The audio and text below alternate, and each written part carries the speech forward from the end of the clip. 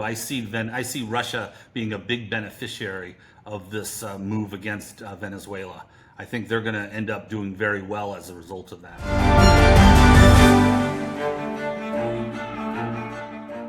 Hi, I'm Maddie, Hale, and welcome to the Trump Report. Today we've had Ed Butowsy on the show. He's a US financial advisor and managing partner at Chapwood Investments. He's spoken to us about this 25% tariff on cars and car parts that Donald Trump has announced on imported car and car parts coming into the US, who this affects, allies that will feel the brunt of it, if consumers will feel the brunt of it. We've also spoken to him about this 25% tariff on anyone importing oil from Venezuela. So whether that means that China, a big importer of oil, will turn its head to another importer. It could be Russia. So all that today on the Trump Report. You can watch us every day, Monday through Friday, on Times Radio's YouTube. Ed Butowsy, US financial advisor and managing partner at Chapwood Investments. Thank you so much for joining the Trump Report today. Well, thanks for having me. I appreciate it. It's a big week when it comes to the financial status of the United States, Ed, and it was good timing having you on the show as Donald Trump has announced these 25% tariffs on imported cars and car parts into the country. He said that this is a move to take back money from foreign countries that have been taking our jobs and our wealth. Can you explain to me in layman's terms what these tariffs will do and who will they affect? Yeah, and there's a lot of misrepresentation about tariffs because tariffs are not paid for by the country that they're being imposed on. So, for instance, Mexico, we say that we're going to put tariffs on Mexican imports, but it's not actually those companies or the country that's writing that check. It's actually the company that's importing the good is actually writing the check to the United States government. And the idea is that there's a trickle over effect. So the trickle over effect would be that the company that is making a washing machine in Mexico would have to pay up to get their product brought into the United States. But the reality is that the United States, the company that's doing the importing, is actually writing that check. So this thing has been misrepresented tremendously around the world. Trump he's made it quite clear, especially in those first few weeks of his presidency, Ed, that he wanted a lot more car manufacturing happening on the ground in the United States, which is not an uncommon thing. He wants the United States to be known for their cars, but some analysts do predict that these 25% tariffs will actually shut down car production in the United States. Some say that it might increase prices on the ground. It might take away jobs. What's your reaction to that? Yeah, all of that is completely accurate. I do believe it's going to slow down car production. The idea that you're going to be able to then turn a switch off in Mexico and in Canada, and then all of a sudden have production of goods and cars in the United States, it doesn't work that way. It's going to take many, many years for that to happen. So his goal to have everything being manufactured in the United States is very, challenging, but it's a really good thing. It's good for jobs, and it does hurt other countries. For instance, in Europe, there's about a 2.5% tariff on the goods that we bring in, the United States brings in, and now we're going to increase that to 25%. So he's going to try to balance off the competition there. One of the White House statements read, Ed, that thousands of good paying blue-collar auto jobs will be brought back to working-class communities across the United States in a matter of months after these jobs had kind of been redistributed to Mexico. The matter of months thing does sound optimistic. Do you believe that these jobs will be brought back in that time frame? No, not at all. There's no way it's going to be done in a matter of months. We're talking about a couple, at least a year. They have to interview people, hire people. They have to build the factories. They have to, really figure out which goods are coming in that are not going to be tariffed. There's a lot of minutia that has to go on before there's going to be new jobs. But the jobs will come eventually if they're being paid well enough. Because a lot of these companies did business in other countries because the wages were so much lower. Now they're going to have to bring them here and increase wages, which is going to be very inflationary. So the cost of cars are going to go up tremendously. And the incentive for these American companies to bring the work back into America, as you say, yeah, it will be more expensive for them, Ed, but Donald Trump, he's kind of been riding his economic, I guess, policies on these tariffs. Originally, we thought they were just going to be tools to weaponize people and countries into doing things that he wanted them to do. But he said that it won't really affect Americans. But you can't really say that, right? Because this will affect Americans. It will hurt their pockets.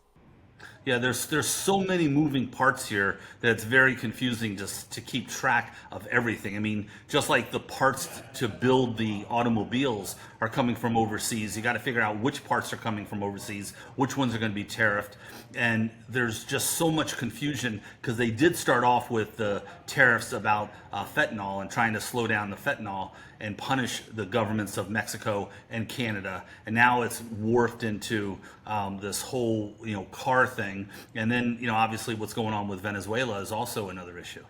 Well, we'll get into that, into the kind of controversy with Canada and Mexico. Canada and Mexico are some of the biggest importers of car and car parts into the US, and so they would be hit.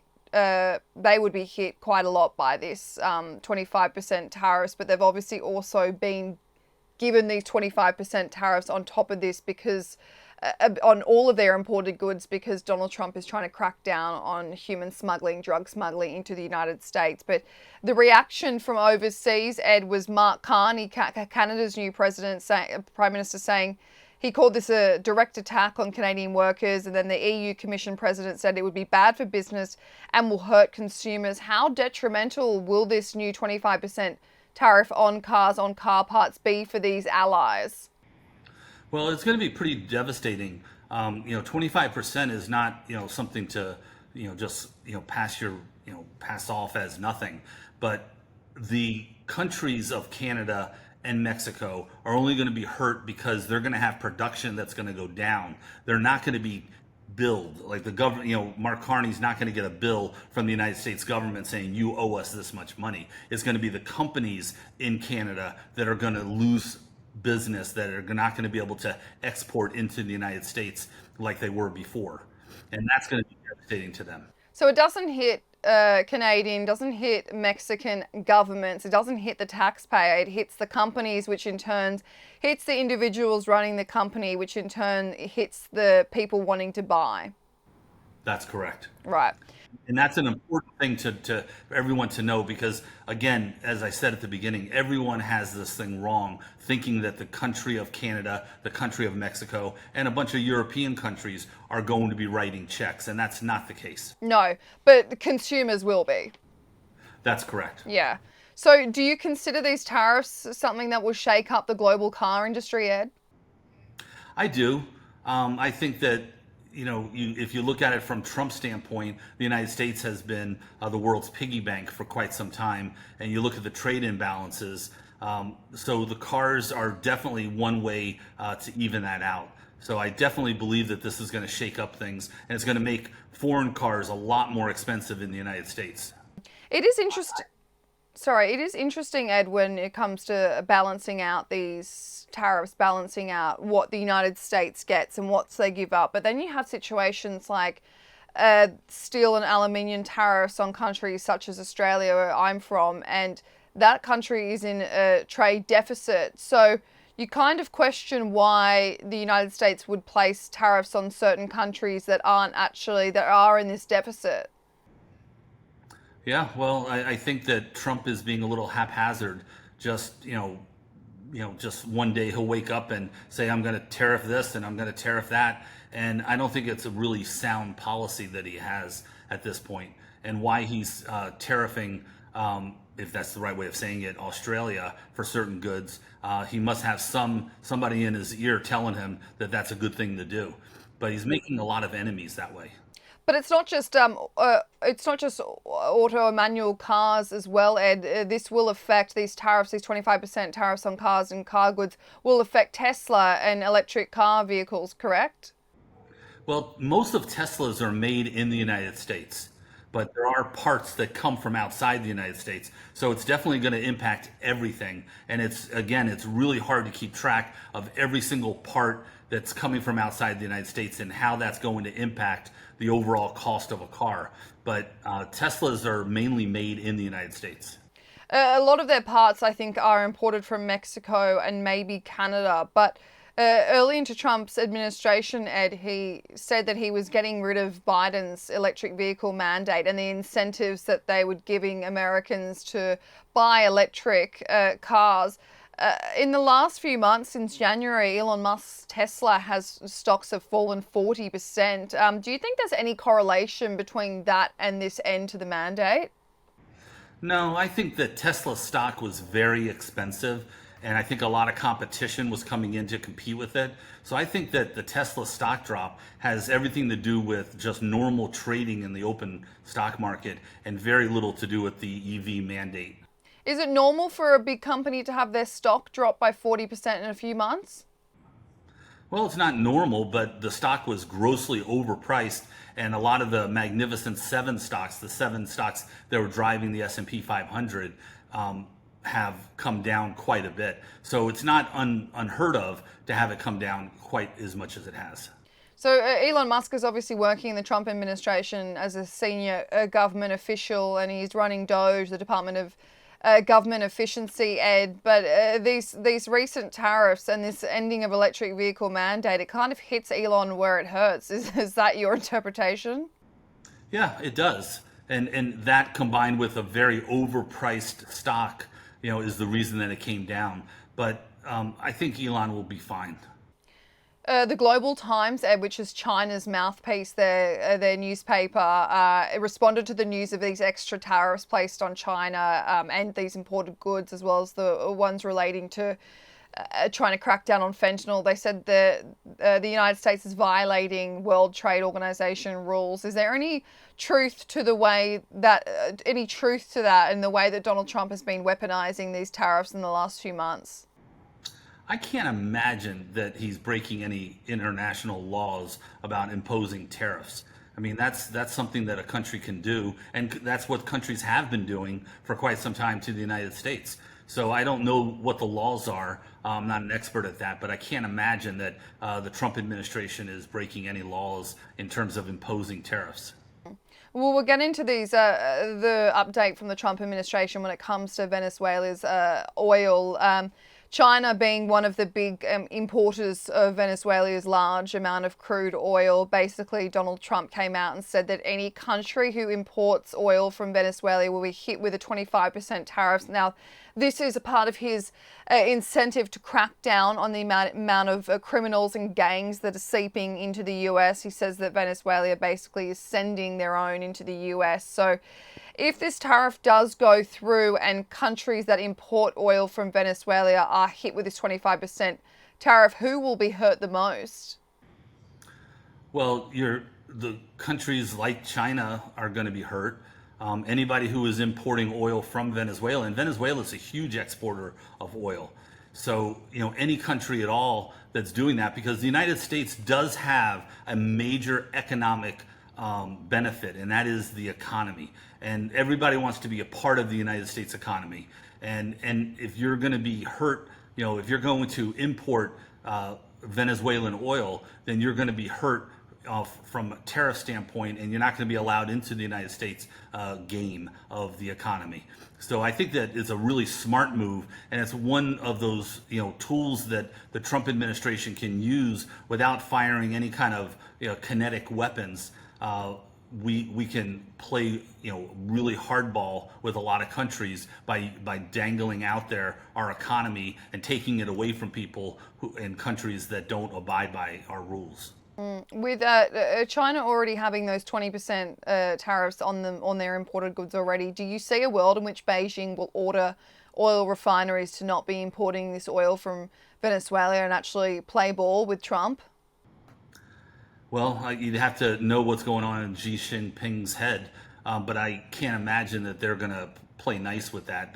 They have a setup where they're importing oil from Venezuela. They have to import oil. They have no choice. They don't have any oil themselves. And for Trump to come out and say that to me, if I was Xi Jinping, I would be very upset, and I would not play the Trump's game. If this does happen, though, Ed, and China has to kind of reassess where they're getting their oil from, they might just turn straight to Russia, where they get a lot of their oil from, a lot more than Venezuela. and in turn kind of go against what the rest of NATO allies in the US are trying to do, which is to keep Russia's economy from booming so that they end the war. Do you see a world in which they turn to Russia and say, okay, we're going to fill up that percentage of oil we get from Venezuela and give the money to you? Yes, I absolutely do. I see Russia being a big beneficiary of this move against Venezuela. I think they're going to end up doing very well as a result of that. So, in other words, Trump will be pushing Xi Jinping into the arms of Putin, and Putin comes out on top. Well, in case of oil and Russia, I think that's what the unintended consequences are going to be, because that's a very natural place for China to get its oil from, and I believe Russia is poised, ready to make that move. Which will, I guess, go against everything that they've been trying to do, Ed. But let's get into the state of the market and the state of consumer confidence right now. According to the Conference Board, US consumer confidence this month, the month of March, is the lowest it's been in more than 4 years. Those who have written in have said that they worry about the impact of trade policies and tariffs, as well as the economic and policy uncertainty. Moody's also reported the US fiscal health was at a multi-year decline. What's your reaction to the state of the United States' confidence, consumer confidence right now? Well, the consumer confidence is kind of a wonky statistic, and it really doesn't have a lot of impact on the market itself. In fact, when you have investor confidence very low, the returns on the stock market are very high 12 months later. But I think that it's only natural, with all the back and forth between tariffs and taxes, that there's going to be a low consumer confidence right now. People are a little unsure. They don't know about tax policy. And there's a big transition from the Biden administration to the Trump administration and the policies. So we're just in the middle of it right now. And it's really, very confusing as to what's going to happen. You have the House, which has a very slim majority for the Republicans, and a lot of the bills that are being put up there are not going very well. So you don't have a really strong majority. So you have a lot of people who are questioning what's going to happen. And that would then, people don't like uncertainty, and consumer confidence then drops as a result of that. And that's what you're seeing right now, is just not a lot of strong opinions and not a lot of people out there knowing exactly what's going to happen, especially when Trump, wakes up one day and puts a tariff on this and then takes that tariff off and puts that tariff on.